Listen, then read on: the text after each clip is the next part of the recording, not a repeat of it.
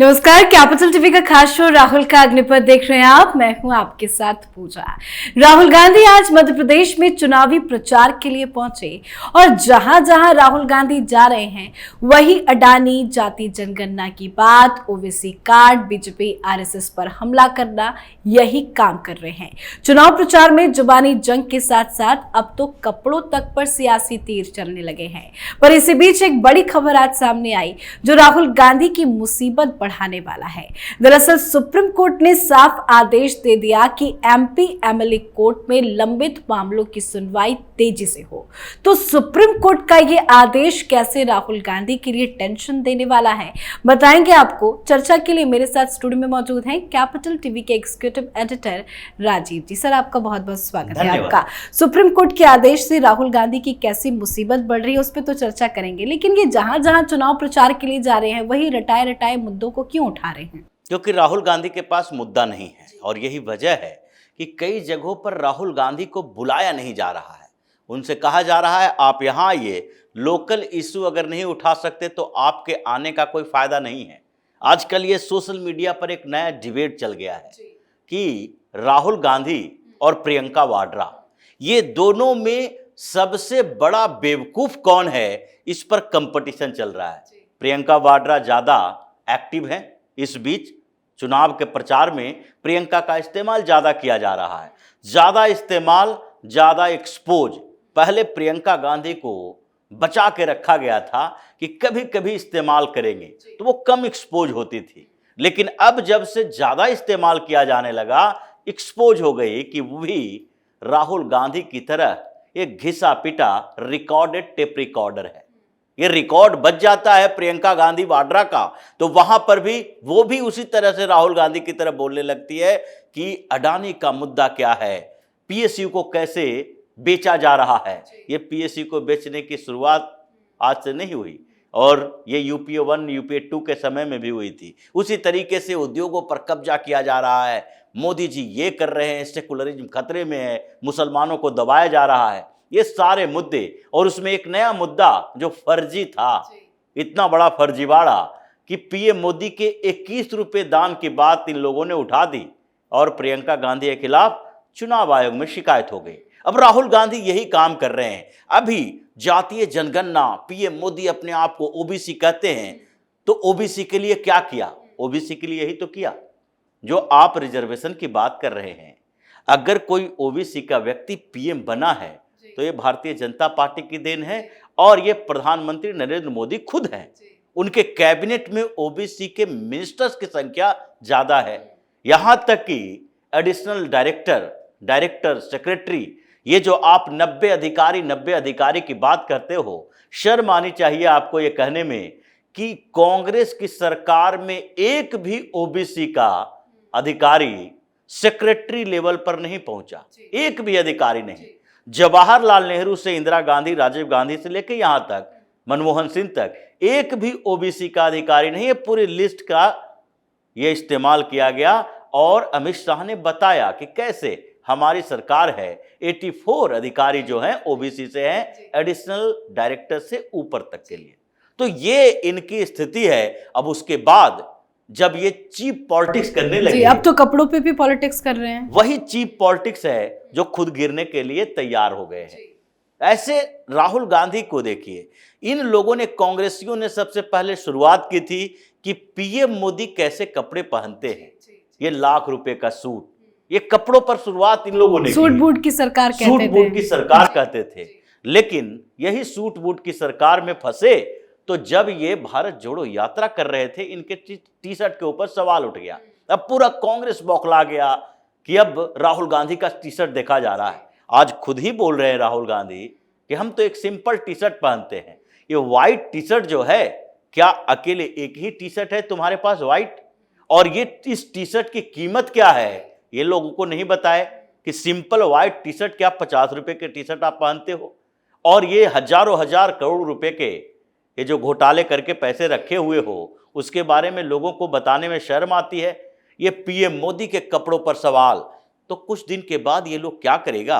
ये लोग बाबा साहेब अंबेडकर के कपड़ों पर सवाल पूछ दे कि वो भी तो सूट बूट में रहते थे। उनसे भी पूछा गया था कि आप तो एक दलित नेता हैं, दलितों की बात करते हैं। आजकल तो बहुत सारे ऐसे हैं, अनटचेबल कम्युनिटी की बात आप करते हैं, जिनके पास पहनने के लिए कपड़े नहीं हैं और आप हमेशा सूट बूट में रहते हैं।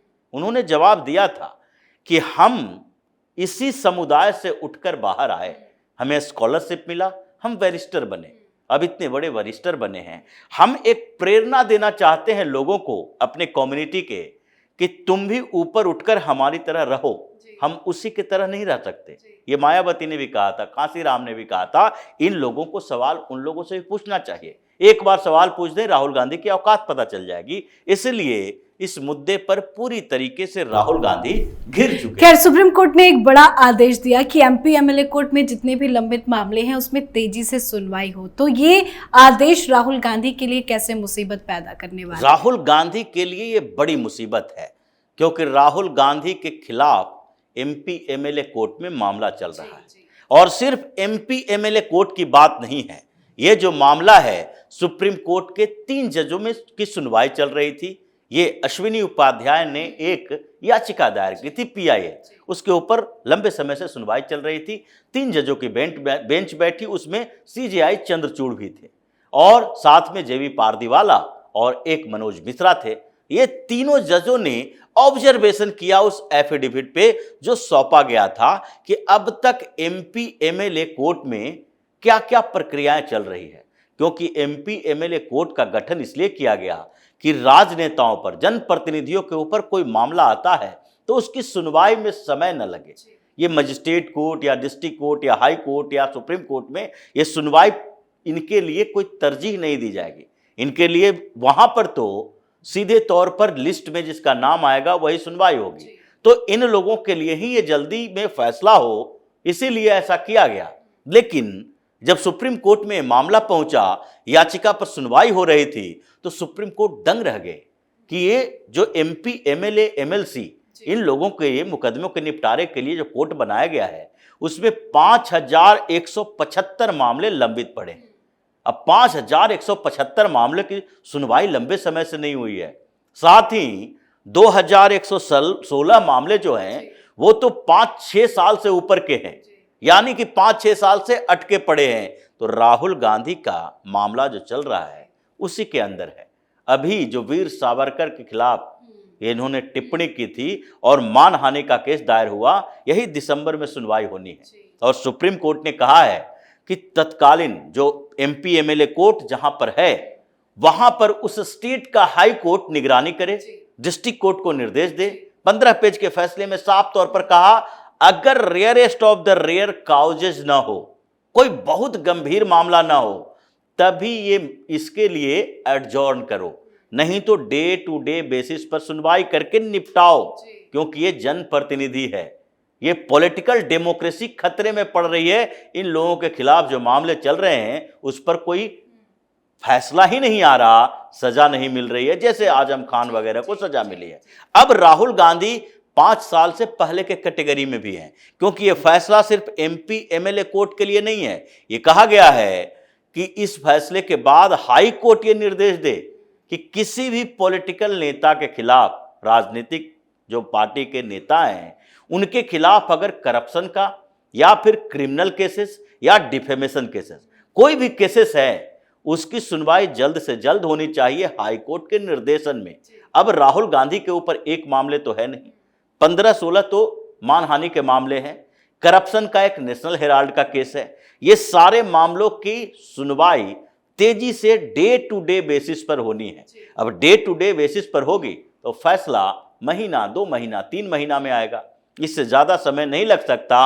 और फिर एमपी एमएलए कोर्ट के बाद ये हाई कोर्ट जा सकते हैं, सुप्रीम कोर्ट जा सकते हैं, लेकिन फैसला तो आएगा, सजा होगी। और सजा होगी मतलब ये महुआ मोइत्रा जिस तरीके से अब बर्खास्तगी की तरफ बढ़ रही है, उसी तरीके से अब राहुल गांधी फिर से संसद से बर्खास्त होंगे, सजा मिलेगी, जेल का रास्ता सुप्रीम कोर्ट ने तैयार कर दिया, जो कि इन लोगों के लिए शील्ड का काम करता है। हमेशा सुप्रीम कोर्ट में राहुल गांधी जैसे लोग बच के आते हैं, लेकिन इस बार याचिका ऐसी थी जिसमें डायरेक्ट इन लोगों को कनेक्ट नहीं कर पाया।